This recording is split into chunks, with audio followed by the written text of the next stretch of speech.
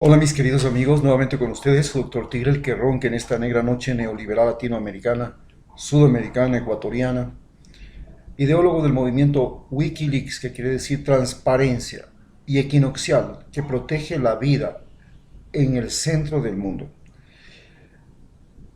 Hoy hablaremos acerca de un gobierno enfermo por la traición, la mentira y el esbirrismo.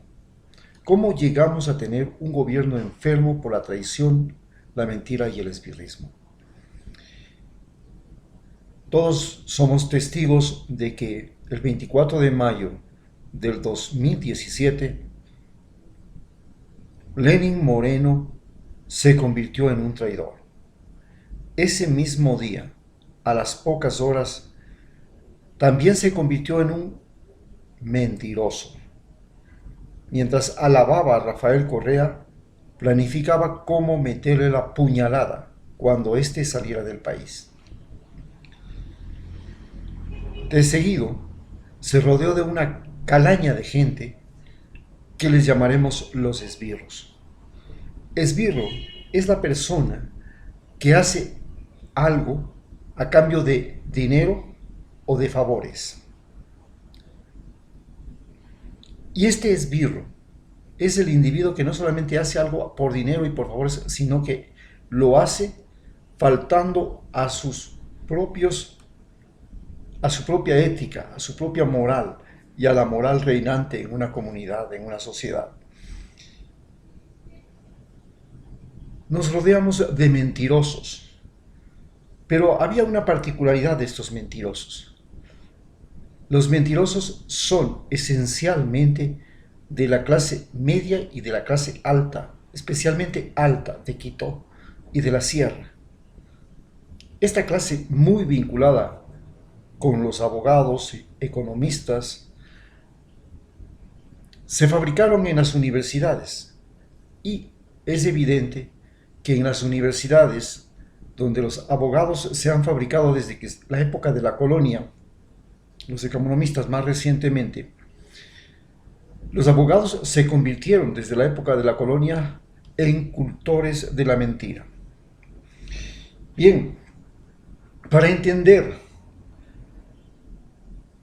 cómo hemos vivido una cultura de traición, la traición no ha sido algo ajeno a nuestras culturas nativas. Hemos vivido la traición inclusive dentro de las culturas aborígenes ecuatorianas.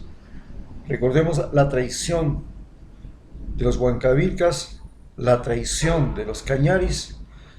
En el primer caso se unieron a Pizarro, en el segundo caso se unieron a Orellana. En el primer caso a Benalcázar. En el caso de los cañaris que se unieron a Benalcázar, atacaron Quito y se tomaron Quito.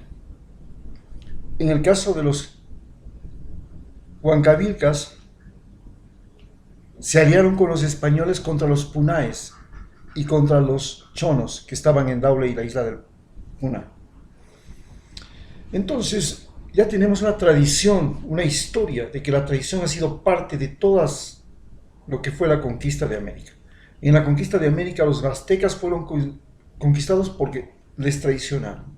En la conquista de los incas los cañaris traicionaron, no solamente aquí, fueron después y traicionaron en el Cusco, eran los guardias del Cusco. Y se aliaron con los españoles y pelearon contra los incas en la batalla de Sacsayhuamán. Esto ya es entonces, se podría decir, una tara genética social con la que nacimos. La tendencia a ser traidores. Pero, ¿cómo se ha ido esto acrecentando a través de los años?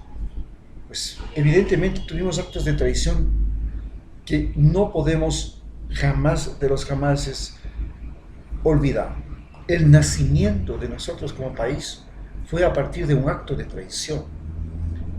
El general Juan José Flores, venezolano, casado con la dama más rica de Quito, la condesa de Gijón, traicionó a Simón Bolívar y Antonio José de Sucre, y es más, fue uno de los cómplices del asesinato del Libertador y también especialmente de Antonio José de Sucre, que fue nuestro Libertador. Pero luego tenemos la traición más sonada en la historia del siglo XX, prácticamente 100 años después, la historia de Alfaro y Leonidas Plaza. Leonidas Plaza, un vendedor de chicha de Bahía, es llevado a ser general de los ejércitos de Alfaro porque lo acompañaba a todos lados. Y una vez que es general y además lo coloca en la presidencia en su primer mandato, Eloy Alfaro, para dar continuidad a la lucha liberal y al liberalismo. Esto significaba separar la iglesia del Estado, tener colegios laicos, escuelas laicas, trabajo de las mujeres, el divorcio. Esto fue traicionado y el traidor no solamente que se contentó con apresar a Alfaro, sino que era ministro de gobierno y lo puso en una cárcel sin seguridades, y junto con la Iglesia Católica y el diario El Comercio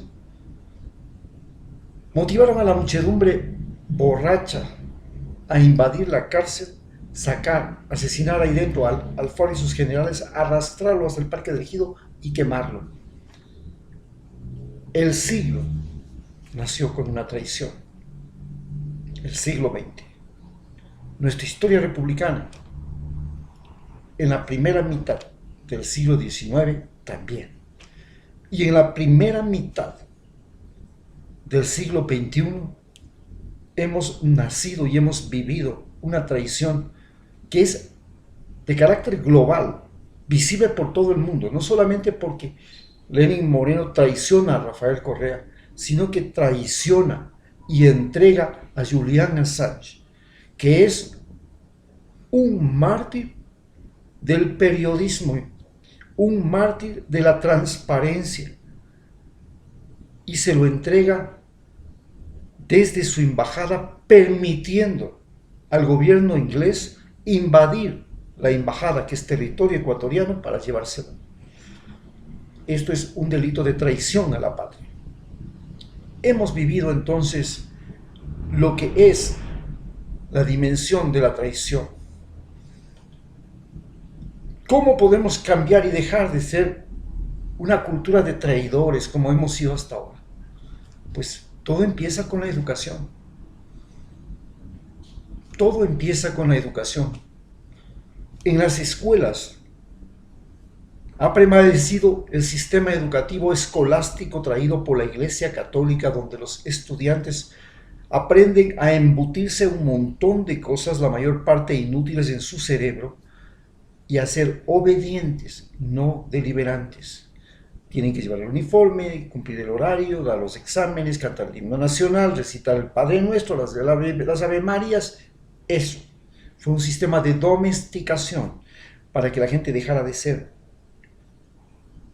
deliberante y sea obediente.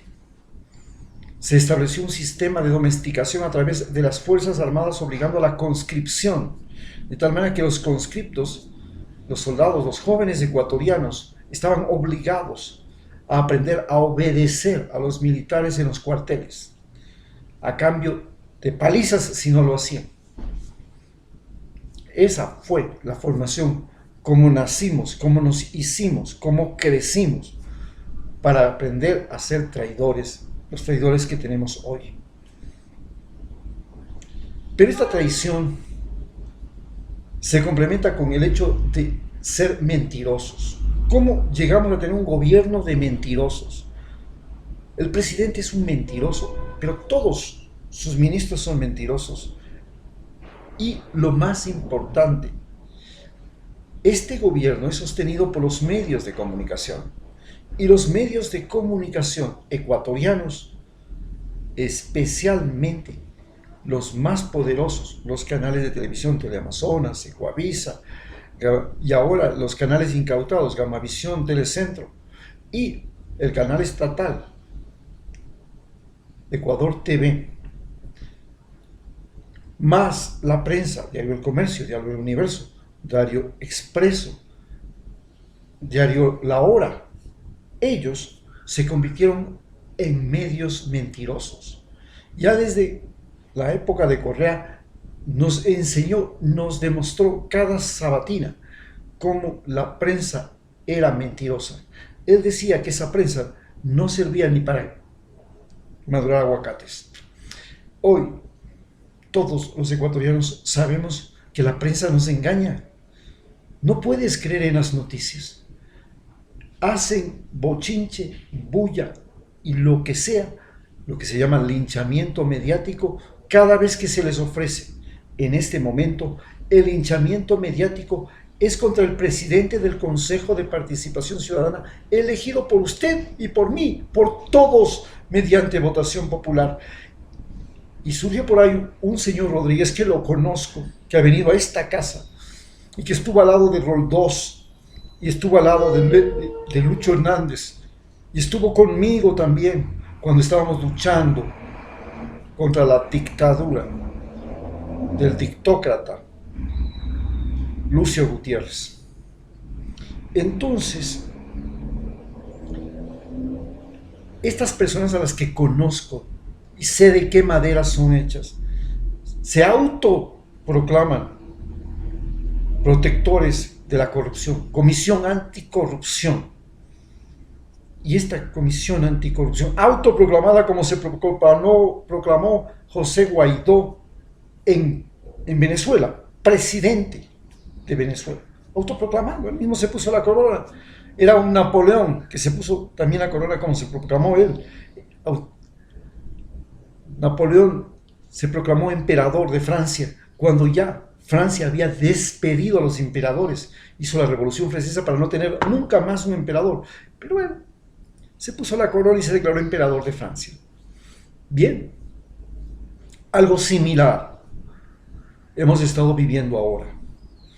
El autoproclamado Rodríguez le ataca a un sacerdote que es la revelación concreta de que los sacerdotes en Ecuador, la Iglesia Católica, dejó de ser la cómplice y encubridora de la mentira y de la traición, como lo fue en la colonia y en toda la vida republicana, hasta la llegada de la teología de la liberación, en la que Monseñor Proaño y curas como el Padre Graciano, que está en la Quito Sur,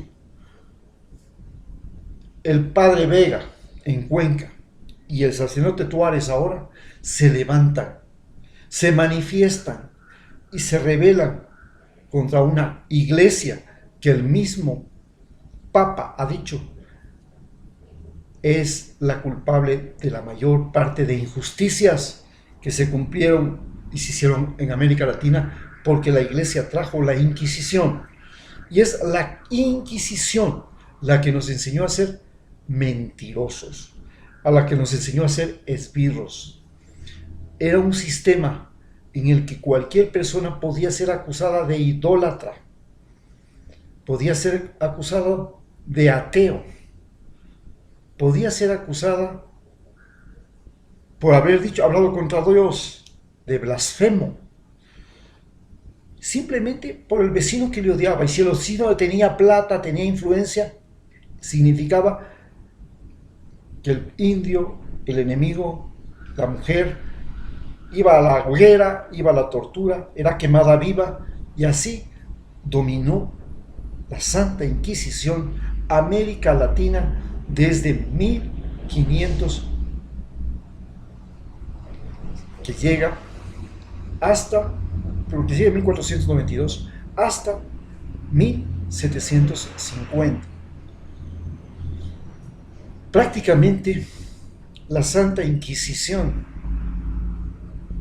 es además la culpable de la destrucción del Imperio Español, porque junto con la salida de los jesuitas también se elimina a la Santa Inquisición y los curas fraguan contra el rey de España y nos convierten en una veintena de países, somos 33 en total, pero 20 son de habla hispana, una veintena de países que nos matamos entre nosotros y somos ahora el patio trasero de los Estados Unidos. Así nacimos y así creamos los esbirros que ahora predominan por sobre todo donde hay mayor influencia de la Iglesia Católica, la Sierra Ecuatoriana. Loja, Cuenca y Quito encabezan esto. Quito llegó a ser prácticamente la capital latinoamericana de los esbirros. Aquí se concentraron todas las congregaciones, los jesuitas manejaban desde aquí toda la Amazonía, fundaron Iquitos y tenían su mayor fortaleza. Quito fue declarada ciudad santuario, no se permitía ni siquiera la llegada de extranjeros. Cuando llegó la misión geodésica francesa, vino custodiada por dos españoles, Pedro Juan y Antonio de Ulloa, porque no querían que trajeran al santuario, que era Quito, una ciudad dificilísima, la más difícil de acceder del mundo, la capital más difícil de acceder de una real audiencia, porque tenía que subir 12 días a caballo desde la costa para llegar. Esa ciudad era santuario, no se permitía que nadie llegue, y aquí se cultivó y se matizó y se creó el esbirrismo como cultura. Y de aquí nace esa prensa, esa lectura, ese sistema de comunicación que nos preña todos los días de mentiras. Ese es el origen. ¿Y cómo se fractura? ¿Cómo reacciona? Primero se fractura la iglesia. Ahora, hay sacerdotes como Tuárez que ya no aceptan seguir siendo como esos obispos vestidos de rojo que estaban el día del 24 de mayo en el discurso del presidente, como tribunal de honor al informe presidencial mentiroso de Lenín Moreno. También reaccionan todos aquellos que un día fueron los quiteños enclaustrados, porque los quiteños salen. Nos fuimos a la costa, nos casamos con costeñas, vivimos en la costa y regresamos de allá con otra mentalidad, con otros valores, con otros conceptos. Y después de las inundaciones de 1997, el segundo fenómeno del Niño que yo vi, miles de costeños llegaron a Quito y a las ciudades de la sierra porque la costa se inundó, y eso impactó y cambió la mentalidad de Quito. Finalmente la migración colombiana, la migración venezolana, la migración cubana que se ha sentado aquí en la capital, le ha fracturado a toda esta mentalidad monástica de la élite de Quito, porque hay que entender que en Quito hay aristócratas no por sangre. Los aristócratas por linaje están en Cuenca.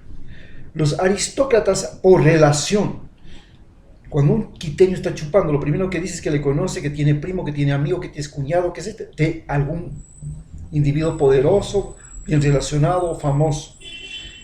En cambio, en Guayaquil existe la plutocracia. Allá la vanidad se concentra y está dominado esa ciudad por los que tienen más dinero y exhiben sus lujos, exhiben sus automóviles, se dan la vida en barrios cercados y se creen la gran papaya cuando tienen islas como Mocolí, que tiene Jaime Nebot. Ese es el mundanal ruido de esa gente. O construyen edificios como Aspiazo, del Banco del Progreso, que tenía el edificio más alto de la costa del Pacífico. Esos son los que han vuelto, se han tomado el poder junto con Lenín Moreno y nos han enfermado como país. Hoy somos un país enfermo por los traidores, por los mentirosos y por los esbirros. Muchas gracias.